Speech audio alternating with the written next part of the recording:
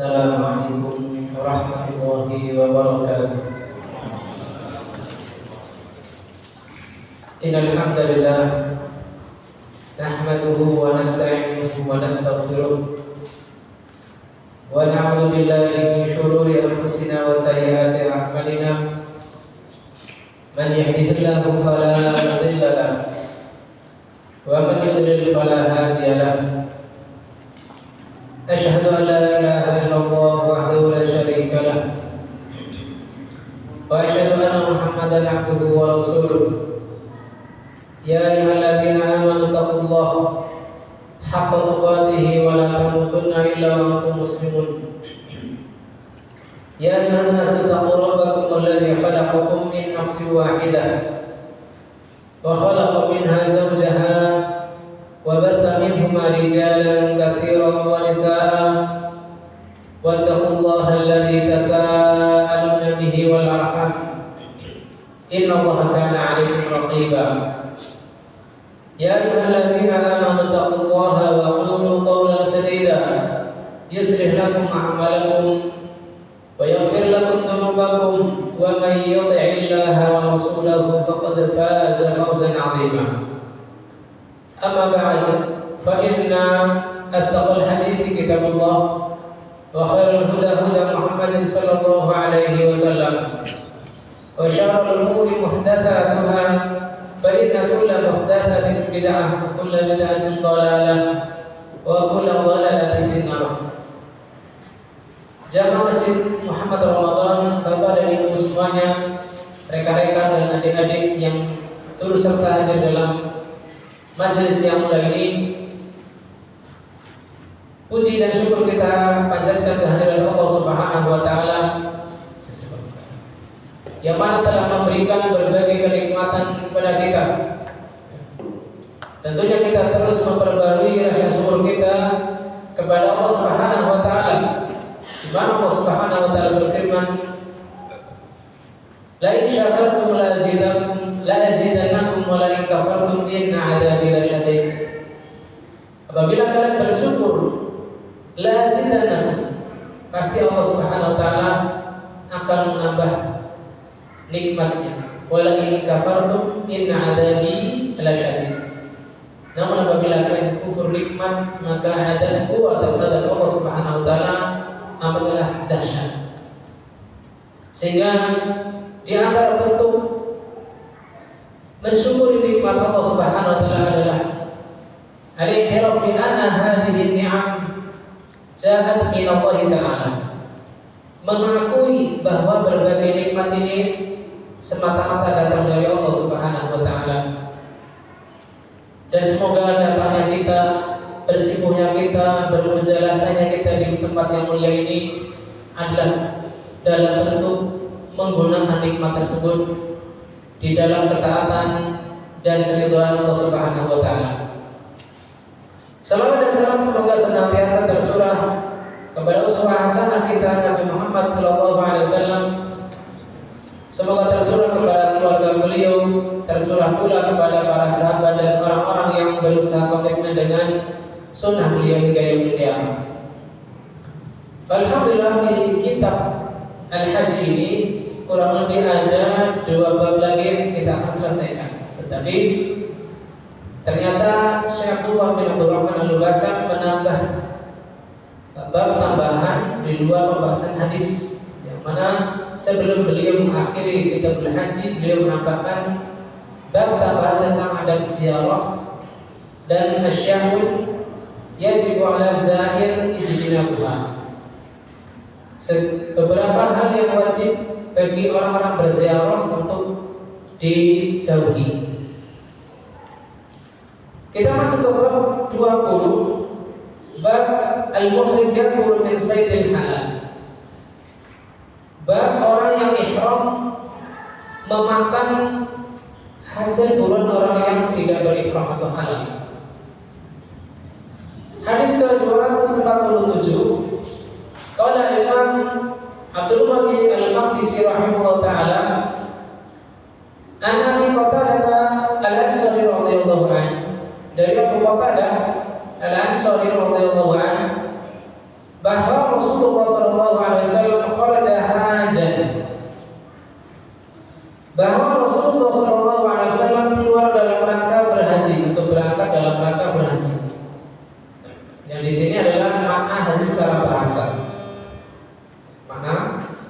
secara bahasa. Fa kharaju ma'ah, maka para sahabat pun keluar bersama beliau. Wasafasarafa ta'ifatan minhum. Kemudian Rasulullah SAW memisahkan sekelompok dari mereka. Fihim Abu Qatadah, di antara mereka ada Abu Qatadah. Itu periwayat hadis ini. Wa qala khudhu sahilal bahri hatta naltaqi. Ambillah oleh kalian jalan di tepi pantai sampai kalian bertemu denganku. Nanti akan dijelaskan kenapa Rasulullah SAW membagi para sahabat menjadi dua kelompok. Yang satu diarahkan berjalan di tepi pantai, diarahkan. Ba'khudhu sahilal bahr, maka mereka pun mengambil jalur di tepi pantai. Falamma insarafu ahramu kulluhum. Ketika mereka kembali, mereka telah berihram semuanya illa Abu Qatadah, kecuali Abu Qatadah. Falam yuhrim, dan Abu Qatadah ini hanya bersedir yang tidak berihram. Fa bainama hum yasiruna idra'u humru wahshin. Ketika mereka berjalan, tiba-tiba Abu Qatadah melihat keledai liar, humru wahshin. Fahamala Abu Qatadah al-humur fa'aqara minha atana. Maka Abu Qatadah pun mengejar keledai liar tersebut lalu menyembelihnya yang betina. Menyembelih dari beberapa sebagian unta yang betina. Atana hiya musa minal humur. Fanazalna wa akalna min lahmiha. Maka kami pun singgah. Ya, kami di sini adalah rombongannya Abu Qatadah. Dan kami makan dari daging apa tadi? Keledai liar tersebut. Summa qulna anakul min lahmi saydin wa nahnu muhrimun. Mengapa kita memakan dari daging buruan sedangkan kita dalam keadaan berihram? Fahamalna ma baqiya min lahmiha, maka kami pun tidak menghabiskan daging keledai liar tersebut dan kami membawanya apa yang tersisa dari daging tersebut. Padahal Rasulullah SAW dan kami pun berjumpa dengan Rasulullah SAW. Fasa'alna an dzalik, dan kami tanyakan apa hukum orang yang ihram, dia sudah ihram lalu makan daging buruan yang diburu oleh orang yang masih halal atau tidak berihram. Faqala minkum ahadun amarahu an yahmila 'alaiha aw asyara ilaiha. Apakah salah seorang dari kalian ada yang menyuruh untuk berburu kepada orang hal tersebut, yaitu Abu Qatadah, atau berisyarat saja, sekedar menunjuk itu ada keledai liar? Qaululah, maka para sahabat yang sudah berihram mengatakan tidak. Sekedar menyeru ataukah mengisyaratkan pun tidak. Ini semuanya adalah inisiatif pribadi dari Abu Qatadah al-Ansari radhiyallahu anhu. Qala Rasulullah sallallahu alaihi wasallam fakulu ma baqiya min lahmiha, maka makanlah apa yang tersisa dari daging keledai tersebut. Hadis riwayat Bukhari dan Muslim. Dalam riwayat yang lain, hal ma'lum min syai', kata Nabi sallallahu alaihi wasallam, apakah bersama kalian ada sisa dari dagingnya? Faqultu na'am, maka aku jawab, yaitu Abu Qatadah, ya. Fanawaltuhu al-abud, maka aku memberikan bagian paha kepada Rasulullah SAW. Fa'akala minha au fa'akalaha, maka Rasulullah SAW pun memakan paha dari keledai tersebut, yaitu keledai liar. Kita masuk ke beberapa kata Maka yang asing dari hadis ini, sebagaimana tadi saya sebutkan, kharaja hajan, yang muktamad dari pendapat para ulama adalah itu adalah dalam perjalanan umroh Hudaybiyah. Dalam perjalanan umroh Hudaybiyah. Fa'udriba al-umrah al-hajj, maka di sini kata umroh pun disematkan dengan kata haji atau ditelakkan. Dan ini tidak mengapa, karena haji adalah secara bahasa artinya al-qasdu, yaitu menuju atau bermaksud. Wal mu'tamir qasidul bait, sedangkan orang yang umrah adalah orang yang menuju ke Baitullah. Sehingga secara bahasa tidak masalah menyebut orang yang umrah sebagai orang yang haji, walaupun tentunya secara istilah adalah berbeda. Kemudian humur wahsy atau apa namanya keledai liar adalah jenis dari buruan, ya, yang berbeda dengan keledai jinak. Kalau keledai jinak adalah keledai yang dipelihara dan dikembangbiakkan. Adapun keledai liar adalah keledai yang dibiarkan hidup di gurun tanpa ada penjagaan oleh penggembala.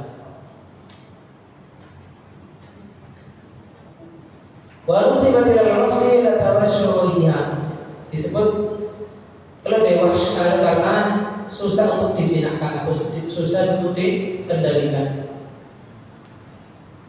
Pemahaman global dari hadis ini bahwa Nabi SAW keluar pada tahun Hudaybiyah, yang mana beliau memaksudkannya untuk umrah. Wa qabla an yasila ila muhrim al-Madinah al-qarib minha wa huwa Badul Hulaifah, balaghu anna aduwan ata min qibali sahlil bahri yuriduhu. Sebelum beliau sampai ke tempat mikot dari Madinah, yaitu Badul Hulaifah, telah sampai kepada beliau bahwasanya musuh yang melalui jalur tepi pantai ada yang mau menghadang beliau, menghadang umrah Hudaybiyah. Maka beliau SAW menyuruh sebagian orang dari sahabatnya, di antaranya ada Abu Qatadah, agar mengambil jalur kanan dari jalur Sahil al-Tariq Sahil, itu dari jalur tepi pantai, untuk menghadang mereka.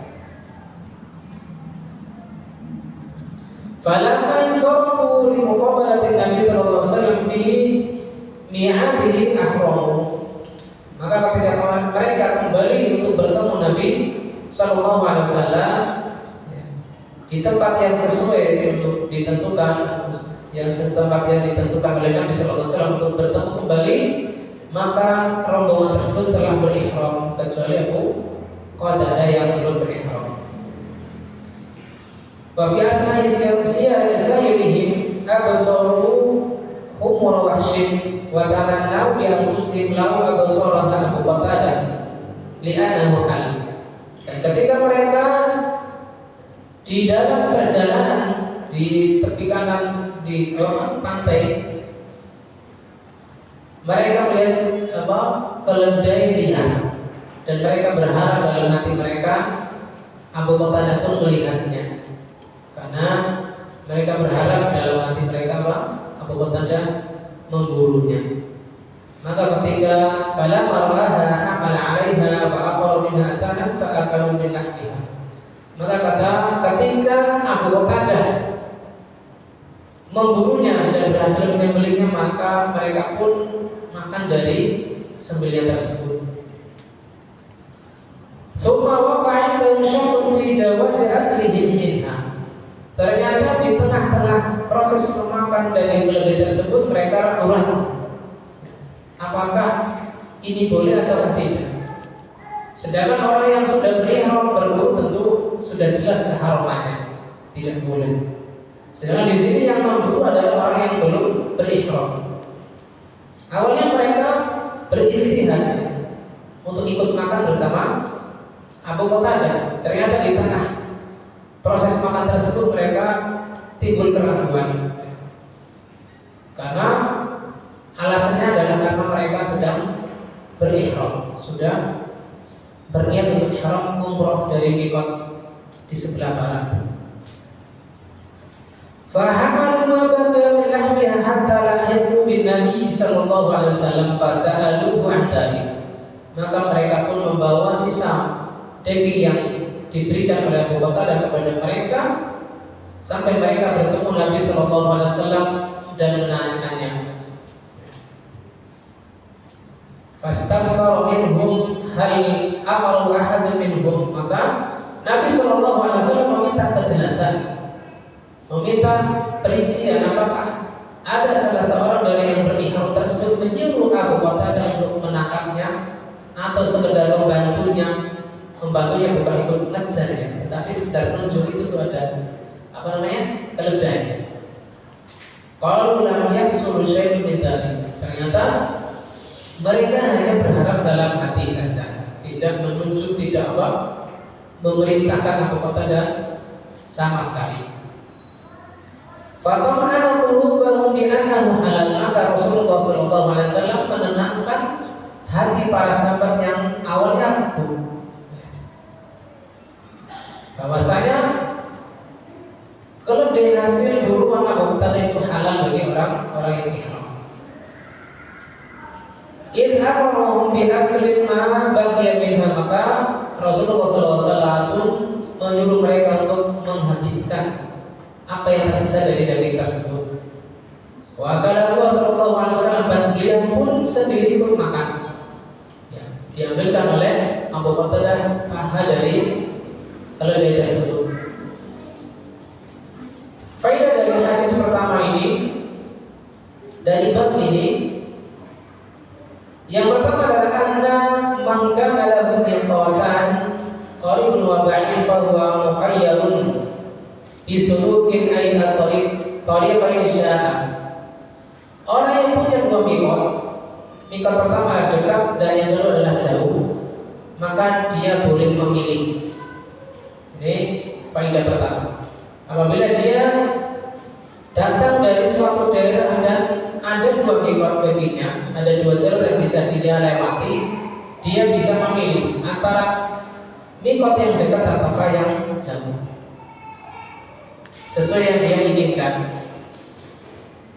Wa yu'minu min miqati dzalika tariq alladhi salakahu. Dan dia pun hendaknya berihram dari jalur miqat yang ia lalui, yang ia tempuh. Dalam hal ini Rasulullah SAW ihram dari miqat Dzulhulaifah. Adapun yang lain adalah dari tepi barat, yaitu tepi barat daerah Hijaz. Tentunya lebih jauh. Kemudian faedah kedua, jawazu aklil himaril wahshi wa annahu min as-sayd bi khilafil himaril ahli fa innahu rijsun. Pelajaran kedua adalah bolehnya memakan daging himar atau keledai liar, keledai yang tidak dipelihara, karena dia termasuk dari hewan buruan. Berbeda dengan keledai jinak yang biasa ditunggangi, kemudian membantu pertanian mungkin di daerah Arab, karena ini termasuk najis, Apa dalil kenajisan himar ahli atau himar himar jinak, keledai jinak?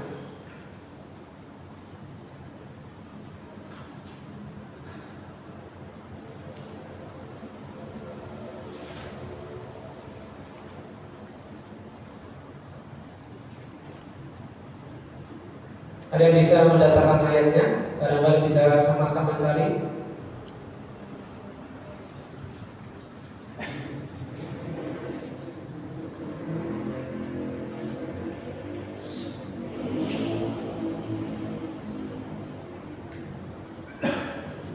Pada ulama belum mendapatkan. Barangkali ada jamaah yang sudah sudah mendapatkan ayatnya bisa membacakan di forumnya.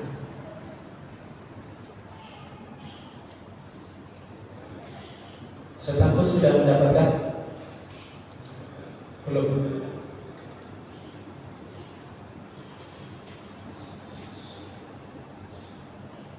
Ya, juga belum.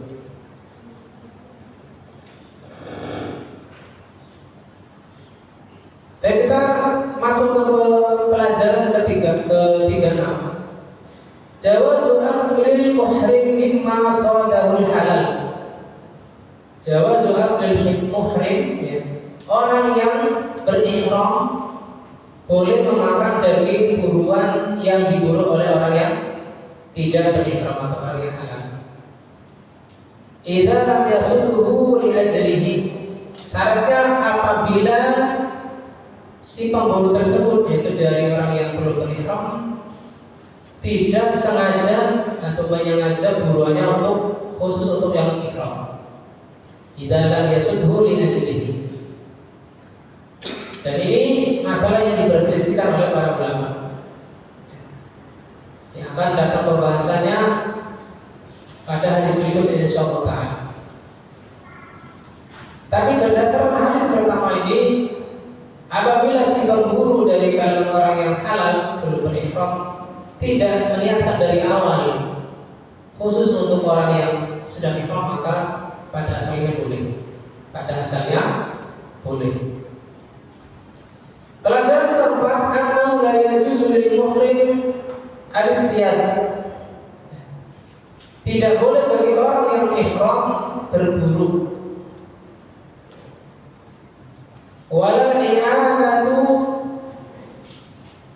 alaihi bidalalatin. Tidak pula memberikan bantuan dalam bentuk menunjuk ada hewan buruan atau isyarat. Au munawalah silahin, apakah memberikan senjatanya. Tidak memerintah, tidak memberi isyarat, tetapi ini panah atau ini tombak. Lalu ternyata yang diberi tombak kalau itu adalah dipakai untuk berburu binatang. Au ghairu dzalika mimma yu'inu ala qatlihi aw sayyidihi, atau hal lain yang sifatnya membantu orang yang halal untuk berburu. Ya. Kemudian yang kelima, jawazul ijtihad fil masail ilmiyah hatta fi zaman Nabi sallallahu alaihi wasallam. Bolehnya berijtihad dalam masalah ilmiah bahkan di zaman Nabi sallallahu alaihi wasallam. Walakin nasul muqaddamun ala man fahima bi tariqil ijtihad. Tapi apabila telah datang nas baik dari Al-Qur'an maupun hadis Nabi sallallahu alaihi wasallam, maka didahulukan dari apa yang telah dipahami dari jalur ijtihad.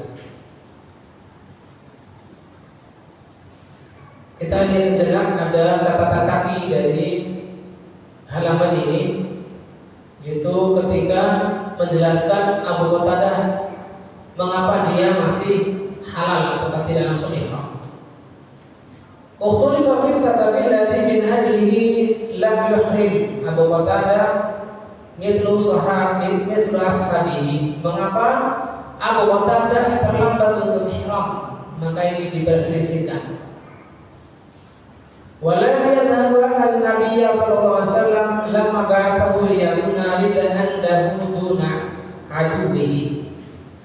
Yang tampak adalah Nabi sallallahu alaihi wasallam tatkala mengutusnya untuk menjadi penjaga bagi Rasulullah sallallahu alaihi wasallam, ya, untuk menghalau musuh-musuhnya. Wa an yastatli'u lahu akhbar al-'aqdah, dan menjadi mata-mata untuk mencari tahu berita dari musuh-musuh Nabi sallallahu alaihi wasallam yang akan menghadap beliau dari tepi pantai barat. Karena yang dulu anna la yatamakkan min dukhul Makkah. Awalnya beliau Abu Qatadah menyangka kalau dengan menghadang musuh tersebut dia tidak mungkin masuk Mekah, tidak bisa memungkinkan untuk masuk Mekah, sehingga dia pun tidak berihram. Wa fi asna'i tajwanihi wahda liyastatli'a akhbar al-aduwi ahrama ashabuhu.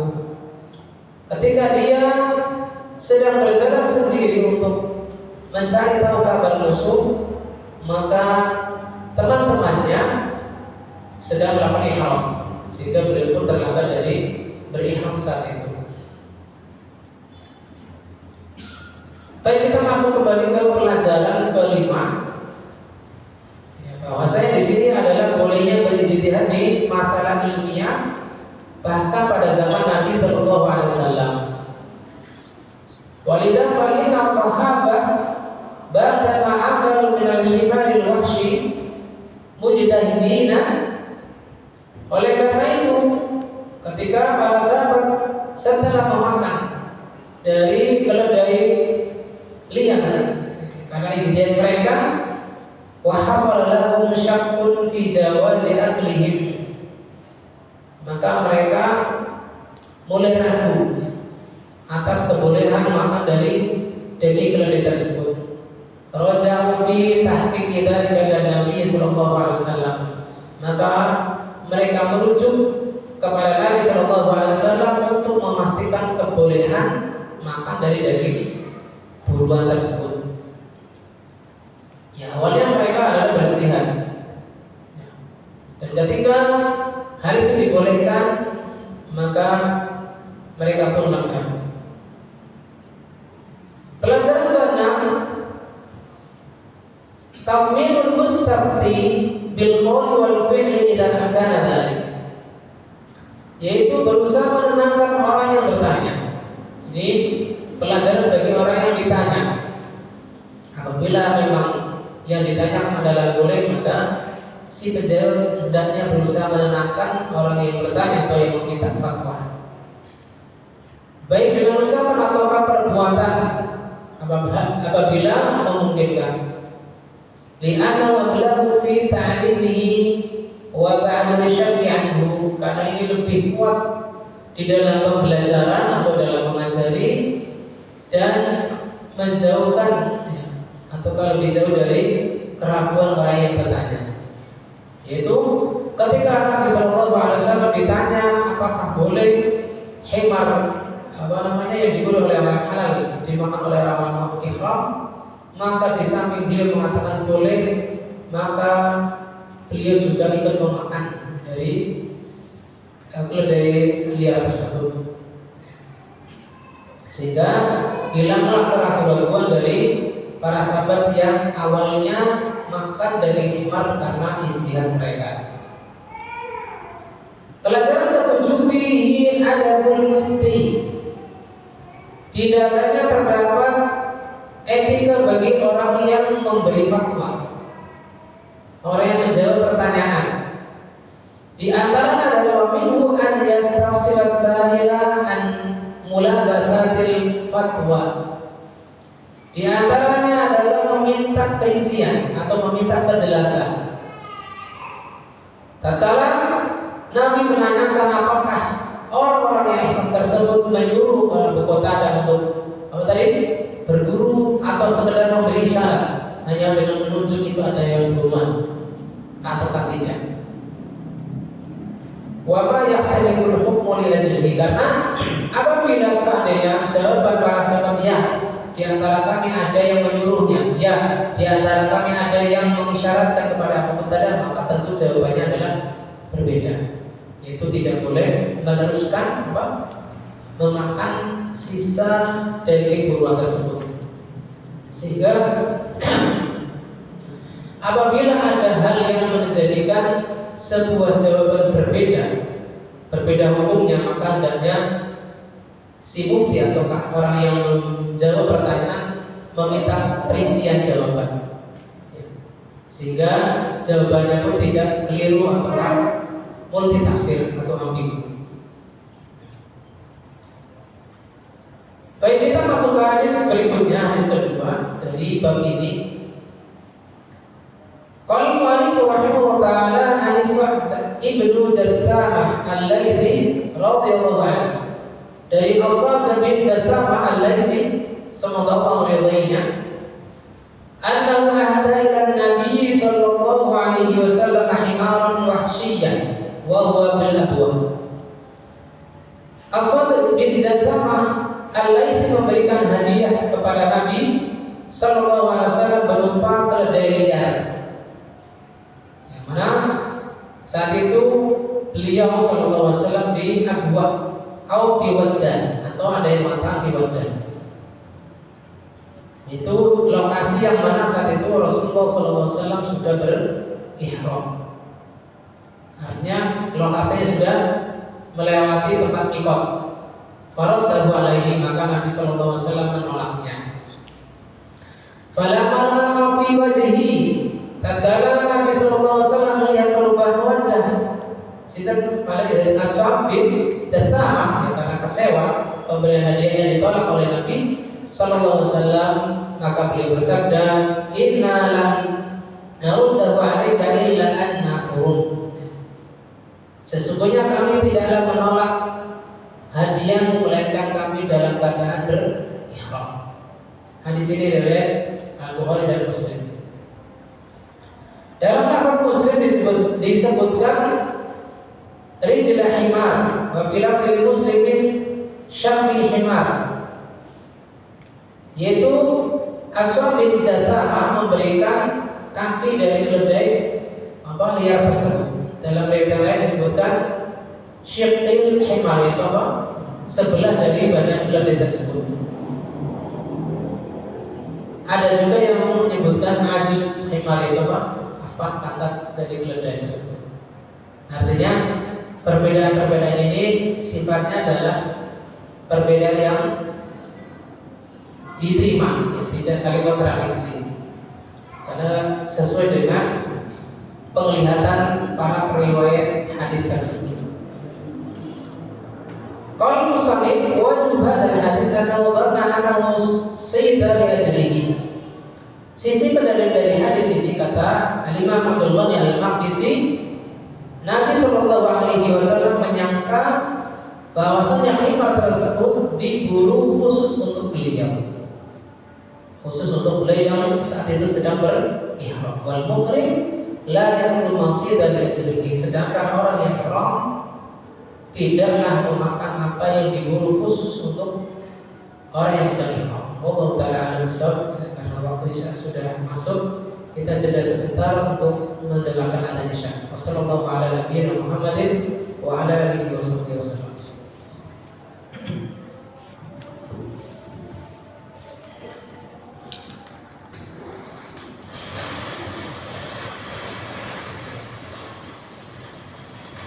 Bismillahirrahmanirrahim. Wassalatu wassalamu ala Rasulillah wa ala alihi wa sahbihi wa man walah, ma ba'du. Terkait dengan pengharaman keledai jinak, maka datang ayat yang secara umum menyebutkannya, wa yuhallilu lahum thayyibat wa yuharrimu 'alaihimul khaba'is. Allah Subhanahu wa taala menghalalkan untuk mereka at-thayyibat, hal-hal yang baik, dan mengharamkan atas mereka yang khabisat, yaitu yang buruk-buruk, yang najis.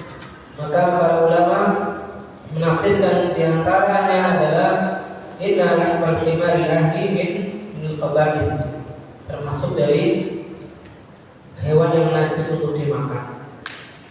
Adapun yang secara khusus menyebutkan keledai jinak adalah hadis Nabi sallallahu alaihi wasallam yang datang dari Jabir bin Abdullah radhiyallahu ta'ala anhuma. Beliau menyebutkan bahwa Rasulullah sallallahu alaihi wasallam yaum Khaybar amluhumil khumril ahliyah wa adina fi luhumil khayl. Rasulullah sallallahu alaihi wasallam melarang pada peperangan Khaybar dari memakan keledai jinak dan mengizinkan untuk mengonsumsi keledai liar. Dari sini riwayat Al-Bukhari dan Muslim. Dan dalam riwayat Muslim ada tambahan, anna Nabi sallallahu alaihi wasallam amara yaum Khaybar bil khumril ahliyah.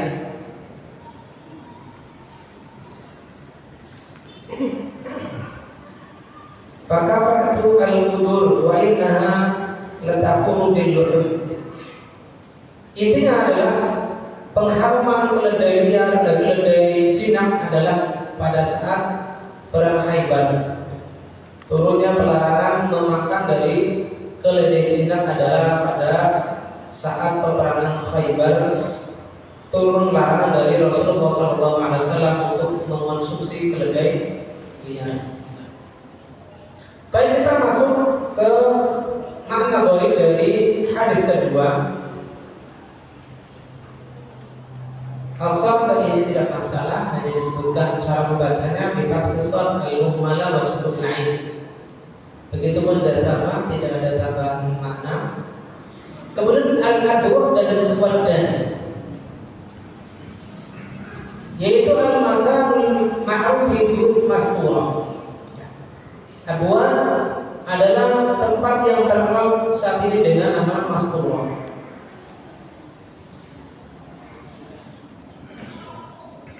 Yang mana disebutkan oleh ahli sejarah adalah adwa yang merupakan mas'urah syarqan binahi salasati kilowat. Bahwasanya adwa terletak di mas'urah di sebelah timur sekitar 3 kilo, sekitar 3 km dari mas'urah.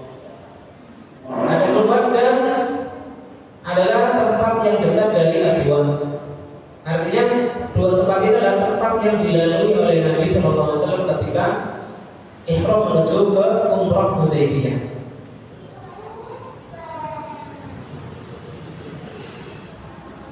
Kemudian untuk lam narudda boleh dibaca lam naruddu.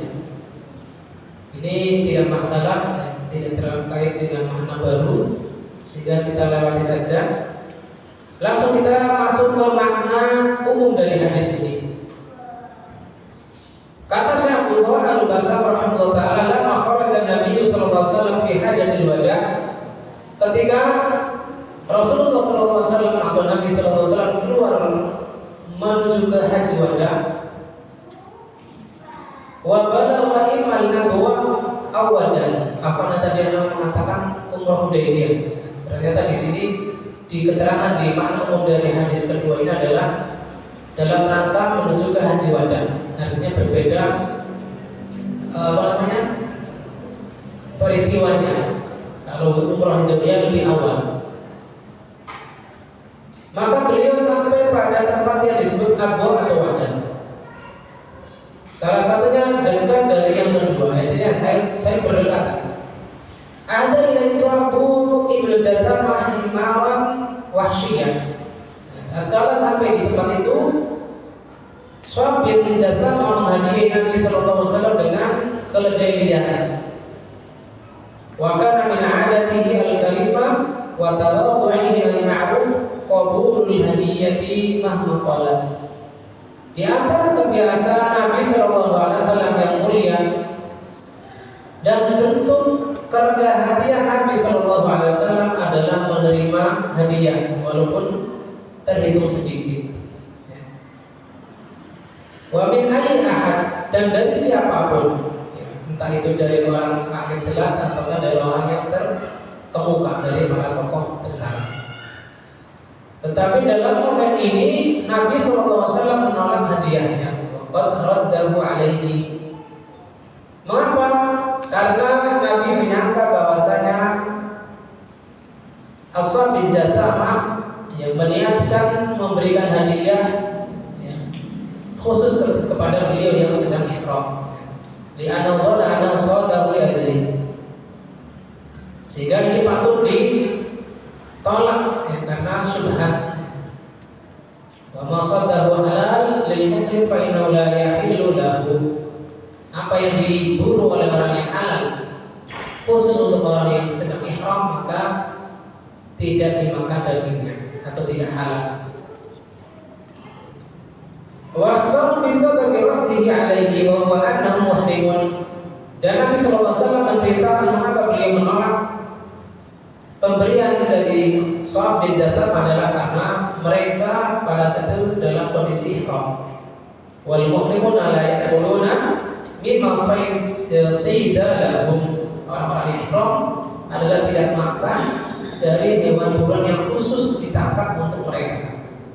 Li'alla yaqa'a fi nafsihi syai'un min raddihi hadiyatihi, agar ashab di jasad tidak buruk sangka kepada Nabi Shallallahu Alaihi Wasallam. Barangkali ini adalah karena alasan hadiahnya terlalu kecil, ataukah karena yang memberi Nabi Shallallahu Alaihi Wasallam hadiah adalah orang yang tidak termasuk orang yang terkemuka di kalangan orang Arab.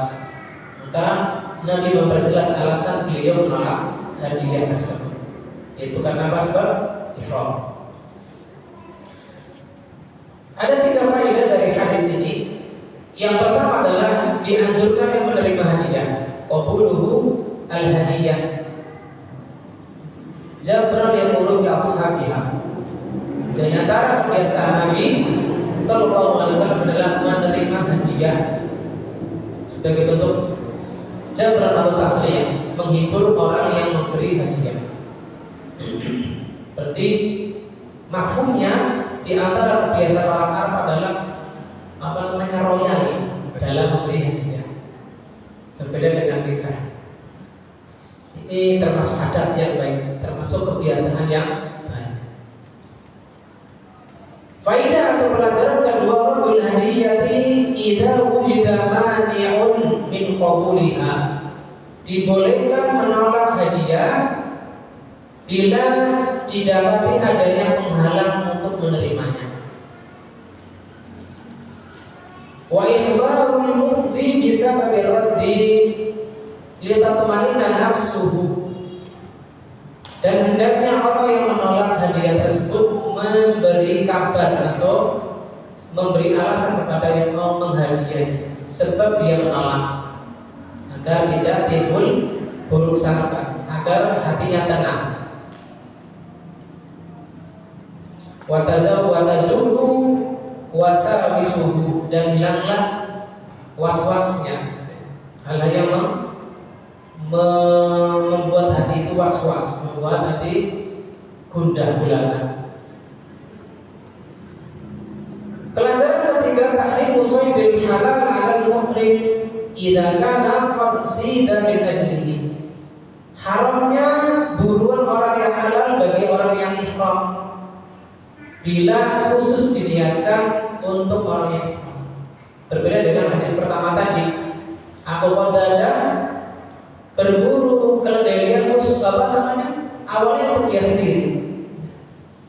Nah, karena tidak tahu hukum orang yang sedang ihram adalah tidak boleh makan dari daging ihram, dan ini tentunya peristiwanya jauh lebih awal karena umrah Hudaybiyah, maka para sahabat berijtihad untuk ikut makan. Dan ternyata karena niatnya memang tidak dikhususkan untuk orang yang ihram, Nabi SAW membenarkan ijtihad para sahabat. Berbeda dengan kasus kedua ini, yang mana dugaan Nabi kuat bahwasanya Aswad bin Jasama itu mengkhususkan buruan keledai liarnya untuk Nabi SAW, sehingga Nabi pun menolaknya. Kita masuk pada ikhtilaf ulama. Ikhtilaful ulama fi akli saydil masidil muhrim. Famadhab Abi Hanifah wa Atha wa Mujahid wa Sa'id bin Jubair jawazu akli muhrim lima sawadahu halal min as-sayd. Para ulama berbeda pendapat tentang hukum makan buruan orang yang berburu untuk orang yang ihram. Madzhab pertama di antaranya adalah Abu Hanifah, Atha, Mujahid, Sa'id bin Jubair dan lain-lain adalah membolehkan makan dari hewan buruan orang yang halal untuk orang yang ihram. Sawa'un asadahu li ajli amla, sama saja apakah dikhususkan untuk orang yang sedang ihram ataukah tidak diniatkan sejak awal. Wa huwa marwiyun an jumlatin min sahabah minhum Umar bin Khattab wa Zubair wa Abu Hurairah. Dan ini juga diriwayatkan dari sejumlah para sahabat, di antaranya adalah Umar bin Khattab, Zubair bin Awwam dan Abu Hurairah. Ujar mereka, adalah hadis Abu Qatadah yang telah disebutkan di awal kajian kita.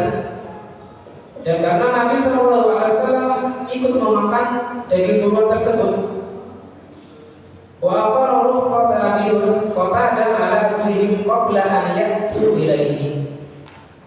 Dan bentuk pembenaran Nabi SAW kepada teman-teman Abu Qatadah ketika mereka memakan dan belum meminta fatwa pada Nabi SAW.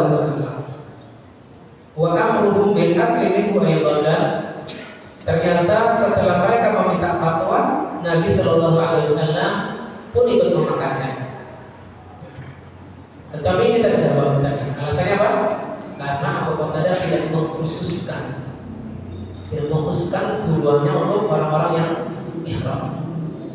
Dari mana kita tahu? Di hadis Abu Qatadah itu sendiri ketika Nabi SAW meminta kejelasan.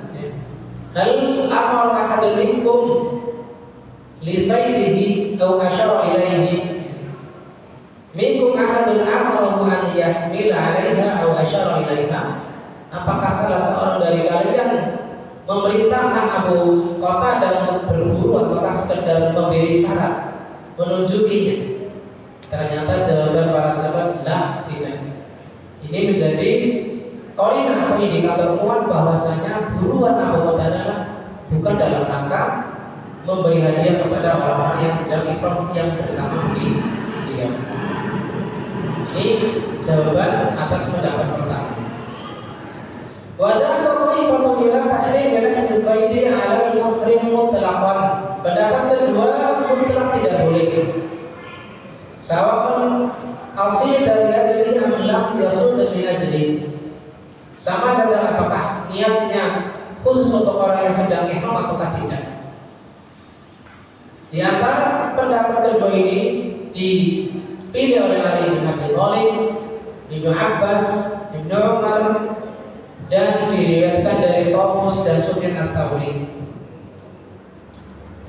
Alasan pendapat kedua ini adalah keumuman firman Allah Ta'ala wa hurima 'alaikum saydul barri ma dumtum huruma.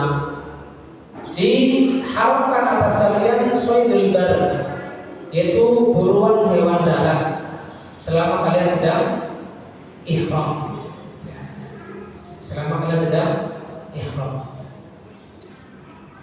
Dan alasan kedua adalah hadis Ashab Jasama yang tadi disebutkan di hadis kedua. Karena Nabi SAW menolak hadiah dari Ashab bin Jasama. Wa ala arada bi mujarradil ihram, dan alasan Nabi SAW menolak adalah karena beliau sendiri sedang ihram. Adapun pendapat ketiga adalah pendapat jumhur ulama. Di antara mereka adalah Malik, Imam Malik, Imam Syafi'i, Imam Ahmad, Ishaq bin Rahawai, Ibnu Rahuyah, Abu Thawr dan lain-lain. Yang mana mereka merinci pendapat ini tentang kasus ini menjadi dua. Fa masadul halal bi ajli muhrim khurima 'ala al-muhrim. Apabila orang yang halal berburu untuk khusus diberikan untuk orang yang sedang ihram, maka diharamkan untuk orang yang ihram. Wa ma lam yasud li ajlihi halal. Adapun bila memang sejak awal tidak diniatkan untuk diberikan kepada orang yang sedang ihram, maka halal. Dan ini didukung oleh Utsman bin Affan dalam memilih pendapat ketiga ini, yaitu pendapat yang ditafsir. Itu dari sebelah dari atas. Yang mana Utsman bin Affan memaksudkan dari perincian ini adalah menjamak atau menggabungkan antara hadis Abu Qatadah dan hadis Ashab bin Jasama al-Laisi, yaitu dikondisikan sesuai kondisinya masing-masing. Dalam hal ini apabila kita menjumpai ada dalil yang umum atau dalil khusus yang seakan-akan ada ta'arud atau pertentangan, maka ditempuh 4 jalur. Yang pertama adalah dijamak atau digabungkan. Maksudnya digabungkan adalah diamalkan sesuai kondisinya masing-masing. Sebagaimana dari hadis Abu Qatadah adalah karena beliau tidak meniatkan untuk orang yang ihram, maka daging buruannya halal. Adapun hadis Ashabil Jasamah, karena kuat dugaan Nabi Shallallahu Alaihi Wasallam itu adalah daging yang dikhususkan untuk beliau, padahal beliau sedang berihram, maka tidak diterima hadiahnya. Ini namanya dijamak. Apabila dengan menempuh jamak ini tidak mungkin, maka masuk ke dalam thariqah kedua, yaitu dengan nasi wal mansukh. Nasi wal mansukh apabila ada dua dalil yang seakan-akan kontradiksi dan diketahui mana yang awal dan mana yang akhir, maka dalil yang terakhir adalah menasah dalil yang lebih awal. Misal hadis Nabi Shallallahu Alaihi Wasallam, "Kuntu nahaytukum an ziyaratil qubur fazurul an fa innahu tudzakkirul lil maut." Dulu aku telah melarang kalian dari ziarah kubur, adapun sekarang maka berziarah, karena itu lebih mengingat kematian. Maka ini adalah larangan awal Nabi Shallallahu Alaihi Wasallam dari berziarah kubur kepada para sahabat dinasah atau dihapus dengan hadis tersebut yang menyebutkan perintah Nabi setelah ada larangan. Maka ini adalah thariqah kedua. Apabila thariqah kedua ini tidak bisa, maka masuk ke dalam thariqah atau metode ketiga, yaitu thariqah tarjih. Thariqah dengan merujukkan salah satu, sebagaimana contoh kasusnya adalah sebagaimana pekan yang lalu kita bahas, itu ketika ada dalil yang menyatakan apa adanya Nabi Shallallahu Alaihi Wasallam memerintahkan untuk iqamah sekali, ada yang menyebutkan iqamah 2 kali ketika menjamak antara salat maghrib dan isya, yaitu antara riwayat dari Ibnu Umar dan hadis Jabir bin Abdullah. Adapun hadis Jabir bin Abdullah menyebutkan secara lengkap, yaitu apa? Adanya 1 adzan dan 2 iqamah. Maka hadis Jabir bin Abdullah karena menyebutkan secara rinci menjadi hujjah atas hadis Ibnu Umar dengan berbagai redaksinya. Dan apabila jalur atau metode ketiga ini belum juga bisa ditempuh, maka tawakuf atau abstain. Dua-duanya adalah tidak diamalkan. Dan kata Syekh Muhammad bin Shalih Al-Utsaimin dalam usul fikih, kondisi atau kasus tempat ini dengan tawakuf, dengan mendiamkan dalil-dalil yang zahirnya saling bertentangan ini jarang dijumpai. Bahkan beliau tidak menyebutkan contohnya di kitab tersebut. Dan kita lanjut ke pembahasannya. Wa bima yu'ayyidu hadzal ra'y. Dan apa yang menguatkan dengan pendapat ketiga ini, rawu al-Imam Ahmad, apa yang diriwayatkan oleh Imam Ahmad, wa Abu Dawud wa Tirmidzi wa Nasa'i wa Jabir bin Abdullah. Apa yang diriwayatkan Imam Ahmad, Abu Dawud, Imam Tirmidzi dan Nasa'i dari sahabat Jabir bin Abdullah radhiyallahu anhu qala, dia mengatakan, qala Rasulullah sallallahu alaihi wasallam, Rasulullah sallallahu alaihi wasallam bersabda, "Saydul barri lakum halal wa antum hurum ma lam tusiduhu aw tusad lakum." Buruan hewan darat adalah halal bagi kalian, sedangkan kalian dalam keadaan berihram. Ma lam tusiduhu, selama kalian tidak memburunya sendiri. Aw tusad lakum, ataukah diburukan. Artinya diburukan khusus untuk niat orang yang diniatkan untuk orang yang sedang ihram. Ini dalil yang menjadi pilihan akhir, yaitu dari pendapat ketiga, penguat dari pendapat ketiga. Wa bihadza tajadul adillah, maka dengan ini dalil-dalil yang saling kontradiksi saling bertemu dan dapat digabungkan. Wa imanuha ahsan min ihmali ba'dihha sihatiha. Mengamalkan masing-masing dari hadis itu lebih baik daripada membiarkan tidak mengamalkan. Itu tadi saya sebutkan ada 4 metode, yaitu metode keempat, ihmalu ba'dihha sihatiha. Bahwa wajanul mustaqim, dan ini adalah penggabungan yang baik, yang lurus, laisa fihi takalluf au ta'assub. Tidak ada paksaan dan tidak ada pemaksaan makna di dalamnya. Qad yastat'idu an yazida Abu Qatadah al-himar al-wahsi li ajli wahdah. Barangkali ada yang menganggap aneh, dari buruan Abu Qatadah untuk dirinya semata, duna rufatihi, tanpa dibagikan kepada teman-temannya, bahwa iskal fi mawdi'ihi, dan ini termasuk iskal yang bisa dipertimbangkan. Waladhi yusiru hadha iskal, dan apa yang bisa menghilangkan kemuskilahan ini, hal yang membingungkan ini, huwa an nafhama anna sayda indal Arab hiwayatun muhabbabatun ladaihim. Kita pahami bahwasanya berburu menurut orang Arab adalah hobi yang menyenangkan, hobi yang digemari. Wa dharfu yata'ashaquhum mulukuhum wa kibarahum, yang mana ini adalah hobi yang digemari oleh orang-orang rakyat jelata maupun orang yang menjadi tokoh mereka. Fala ibadu ana baqatadah marqahimah umurul wahsi syaqahu dirtiraduha qabla an yufakkira fi annahu sayusiduha liyakula lahmaha wa ashabuhu.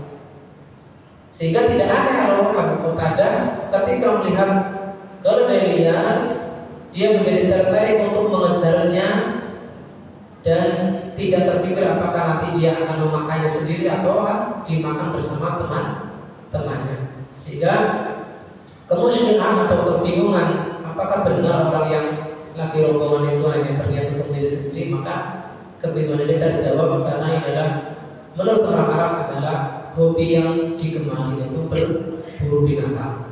Wallahu ta'ala alam bisawab. Demikian yang bisa kita bahas pada kesempatan malam ini. Barangkali ada diskusi sebelum kita tutup majelis, saya persilakan. Wassalamualaikum warahmatullahi wabarakatuh.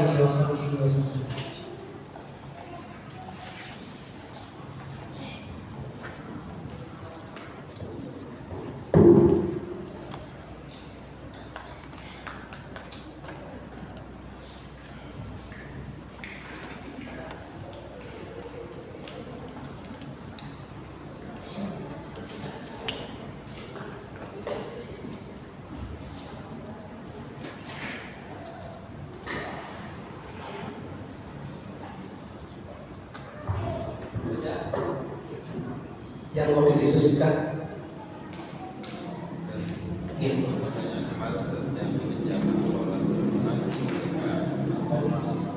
padahal saya belum melaksanakan.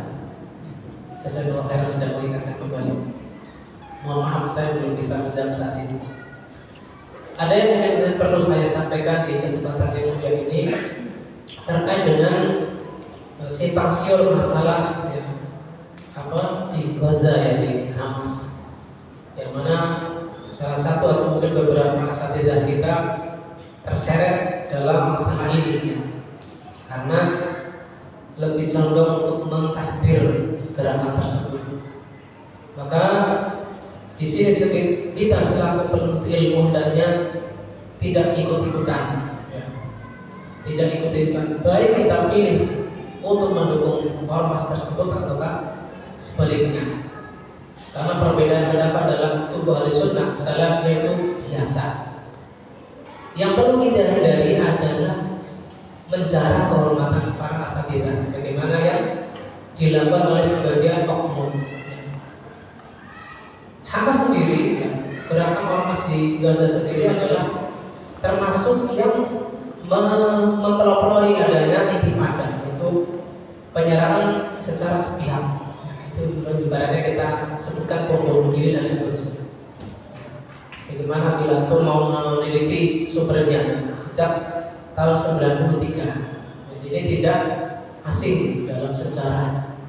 Sehingga apabila ada para ulama menyebutkan bahwasanya bentuk perjuangan mereka lebih banyak merugikan rakyat Palestina, maka ini pantas. Sehingga para asatidzah tetap kekeh dengan pendapat bahwasanya bentuk perjuangan saat ini bukan justru menguntungkan, tetapi lebih banyak merugikan. Dan dalam hal ini kita bebas berpihak kemana. Tetapi yang saya wakilkan untuk tidak dilakukan adalah mencela para asatidzah.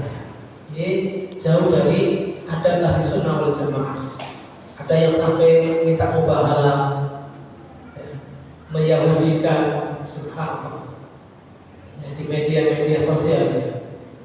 Ini yang saya peringatkan untuk dijauhi. Karena kita sebagai ahli ilmu, penuntut ilmu, dahulu ketika kuliah biasa kita berbeda pendapat, hatta dengan orang-orang yang di luar ahli sunnah pun kita biasa dihadapkan dengan perbedaan pendapat. Tetapi kita dilatih untuk bersikap dewasa, menghormati perbedaan pendapat tersebut. Entah itu dalam masalah qasuliyah, memotong jenggot, isbal dan lain sebagainya, itu biasa. Tetapi yang kita diajarkan di mati-mati adalah agar kita menghormati para ahli ilmu.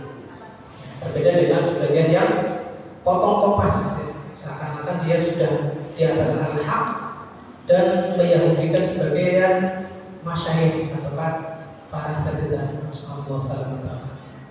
Ya, hari ini saya seperti teringat ya dengan kondisi ketika sebelum saya kuliah saat itu, yaitu tahun 2016. Ada teman saya dahulu daurah di Madinatul Quran. Kita sama-sama duduk di hadapan Ustaz Muhammad Isa, Ustaz Firanda, di depan Ustaz Abu Yahya Badrul Salam. Ternyata ketika ada fitnah ISIS, dia menyurati saya di WA itu dengan Assalamualaikum warahmatullahi wabarakatuh. Saya tanya kenapa kok nggak Assalamualaikum? Menurut beliau, kalau kita tidak berbaikat kepada ISIS maka belum dinyatakan Islam. Subhanallah. Padahal dahulu-dahulunya sama bareng-bareng kita. Tetapi dengan adanya fitnah tersebut saya tawakuf, lebih condong berpihak pada asatidzah. Kalau asatidzah tidak bersikap ya saya udah diam. Ternyata benar, terkuaklah apa yang terjadi setelah itu, bahwasannya itu adalah organisasi bentukan dari orang-orang Zionis untuk merusak Islam dari dalam. Sehingga hendaknya kita sebagai penuntut ilmu dengan keterbatasan informasi sampai kepada kita, hendaknya tidak terburu-buru mengikuti informasi-informasi liar yang datang dari orang yang tidak kita kenal, orang yang istiqomah di dalam belajar. Sehingga walaupun mungkin kita lebih condong pada pihak yang kontra dengan para asatidzah, tidak masalah, kita merdeka. Tetapi yang jadi masalah adalah bagaimana kita menyikapinya. Naudzubillah, apabila kita justru berada di kelompok orang yang memurjiahkan para asatidzah. Naudzubillah. Demikian yang mungkin kita pesankan. Barangkali dari teman-teman dari kita adalah aktif di media sosial, hendaknya kita perhatikan adab ini. Biarlah itu masalah adalah berjalan, kita akan tahu nanti belakangan. Ada perkara itu akan tahu lebih awal, sebagaimana disebutkan oleh para ulama. Wallahu ta'ala a'lam bishawab, sebagaimana yang kita sebutkan bahwanya ketika tidak ada tajam maka kita tutup. Kita tutup majelis kita dengan doa kafaratul majelis. Subhanallahumma wa bihamdika asyhadu an la ilaha illa anta astaghfiruka wa atubu ilaik. Assalamualaikum warahmatullahi wabarakatuh.